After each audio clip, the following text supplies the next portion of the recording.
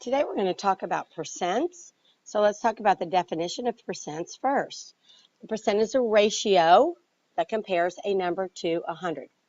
Okay, so they give you an example here. 25% is the same thing as 25 over 100. Now, you can find the fraction of a percent by simply taking whatever the percentages they give you and putting it over 100 and then reducing it.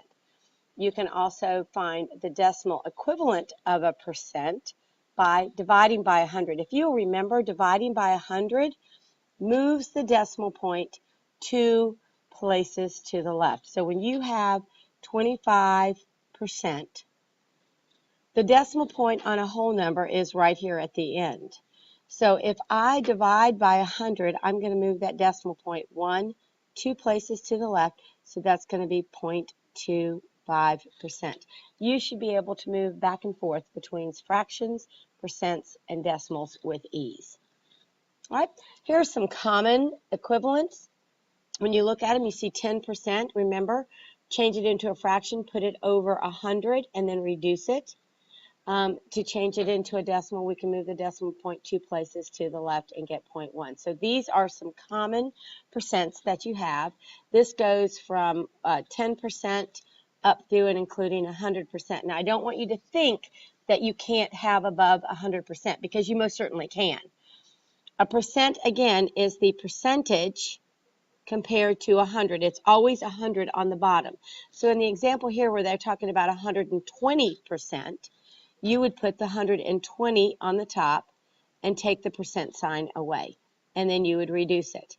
If you were to have a percent that is less than 1%, like a decimal here, they give the example 0.5%, then you're going to put 0.5 over 100, and then you're going to simplify that or reduce it. There's like a little thing here. It says part compared to whole equals percent over 100, and that's going to be something that's going to help you. All right, so we're going to be using percents, and again, part over a whole, percent over 100. You also hear it being is over of. So any of those work. The part is on the top, the whole is on the bottom, okay? And you'll see in some of the sentences that we use where the is and the of comes into play. Now, there are different ways to do this. You can either set it up as a proportion, or you can set it up as a sentence. So we're going to spend some time doing both of those. Now, if you think you know how to do this and you want to stop the video right now and do some of these on your own, that would be perfect. Okay? The first one says, what percent of 45 is 35? Okay? Again, it's always going to be percent over 100 is over of, or part over whole. So what percent of 45, so the of's on the bottom, that's the whole. The is on the top, that's the part, is 35. And you'll notice that the unknown here is my percent. So when I take away all the x's here, what I have is a proportion that says x over 100 is equal to 35 over 45. Now, you can cross multiply like we've learned in the past. You can multiply both sides by 100. It's going to give you the same answer either way. All right, in this case, it is going to give me 77.777, so we'll round it to the nearest tenth, so it'd be 77.8. All right, I'm going to go back here to the previous page. Oops, back to the previous page. And I'm going to talk about how to take the question and turn it into an equation. I'm going to replace the word what with a variable. In this case, we'll use x. I'm going to replace the word is with an equal sign, and I'm going to replace the word of with multiplication, and I'm going to use the second one using this method. So in this case, 230, so I'm going to write it right underneath it. Ready? 230, replace the word is with an equal sign, the word what with my variable x, of is times 200. And there's my equation. So I'm going to divide both sides by 200, and that is going to give me 1.15. So x is equal to 1.15. Now, this is a decimal answer. So I have to change this into a percent. So to change a decimal into a percent, you can do one of two things. You can take the number and multiply it by 100, because remember we divided by 100 to take it out of a percent, so we can multiply it by 100, so it's going to give me 115%. Or you can simply take the decimal point, and in this case move it 2 places to the right and add the percent symbol. So 115% either way. Okay? Now, it really does not make a difference which way you do these. So with these next ones, we're going to set it up both ways, and then you decide what you want to do. I'm going to write the equation right under it. What percent of 35 is 7? And then I'm going to solve this by dividing both sides by 35. I'm going to make that answer a decimal, and I get x is equal to 0.2. Again, we're going to move that 2 places to the right, and we're going to get 20%. The other way, I'm going to say is over of 7 over 35 is equal to x over 100. If I cross multiply, I get 700 is equal to 35x. And if I divide 700 divided by 35, I get x is equal to 20. And since this x was already over the 100, I already know that this is 20%. Okay, so I'm going to set both of them up for these other ones, and you check your answer. So you can check your work on this one and make sure it's right. This one gives you a little bit different. They give you the percent. They say 38% of what number is 85. If I'm going to write an equation with this, I have to take that 38% and change it to either a decimal or a fraction. So when I remove this, I move the decimal point 2 places to the left.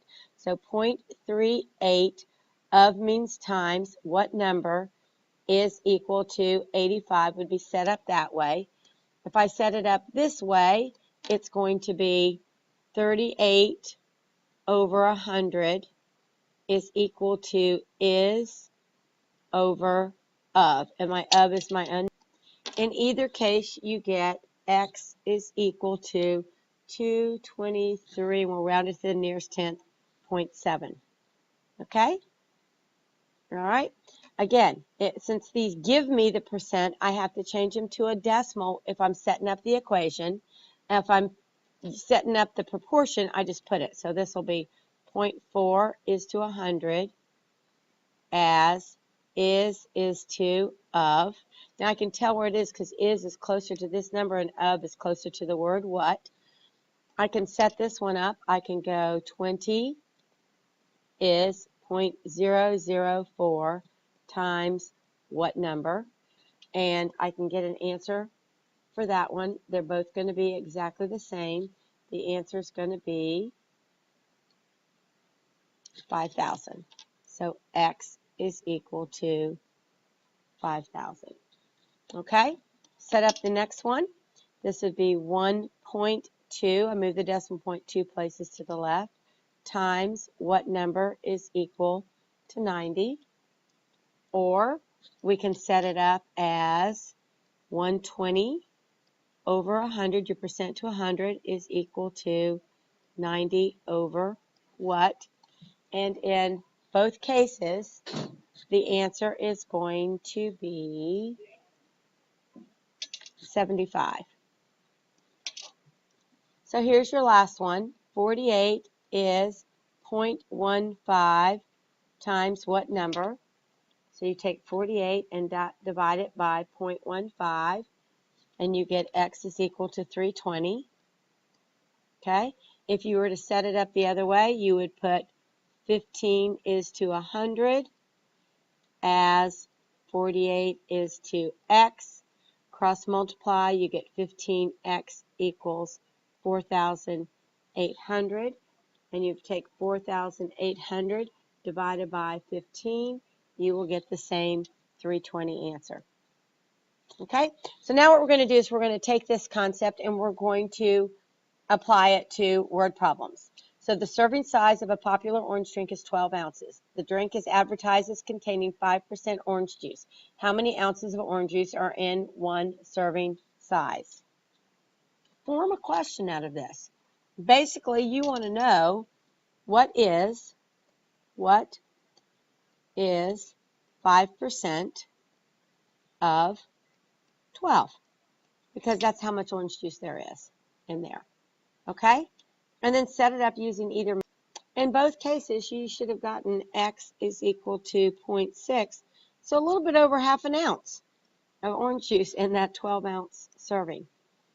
Pure gold is 24 carats, meaning that the item is 100% gold. Find the number of carats in a bracelet that is 42% gold. Round your answer to the nearest whole number. You can look at this one a little bit differently. I'm going to set up two ratios here. So the first one is going to be 24 carats is 100%. Okay? Therefore, X number of carats is 42%. As long as you set these up the same, then you should be fine. All right? We don't need the percent signs. This is fine. And we are going to cross multiply these, which is going to give you 24 times 42 is 1,008 is equal to 100x, and then divide both sides by 100, and you are going to get approximately x is approximately 10.08, so rounded to the nearest whole number would be 10 karat gold. Okay? And that's it.